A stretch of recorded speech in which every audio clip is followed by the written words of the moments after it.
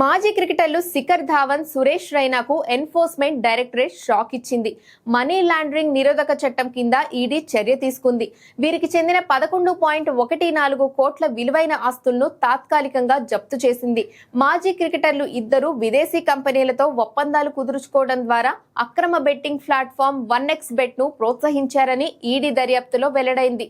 Online betting site 1xBet పై కేసులో money laundering నిరోధక చట్టం కింద ధావన్ కు చెందిన 4.5 కోట్ల విలువైన స్థిరాస్తులు, రైనాకు చెందిన 6.64 కోట్ల విలువైన మ్యూచువల్ ఫండ్లను అటాచ్ చేయడానికి తాత్కాలిక ఉత్తర్వు జారీ అయిందని వర్గాలు తెలిపాయి. 1xBet దాని అనుబంధ సంస్థలను ప్రోత్సహించడానికి ఇద్దరు మాజీ క్రికెటర్లు విదేశీ సంస్థలతో యాడ్ కాంట్రాక్ట్ కుదుర్చుకున్నారని దర్యాప్తు సంస్థ దర్యాప్తులో తేలింది. ఈ దర్యాప్తులో భాగంగా యువరాజ్ సింగ్, రాబిన్ ఉతప్ప, నటులు సోనూ సూద్, ఊర్వశి రౌతేలా, మిమీ చక్రవర్తి, అంకుష్ హజ్రా వంటి ఇతర మాజీ క్రికెటర్లను కూడా ఈడీ ప్రశ్నించింది.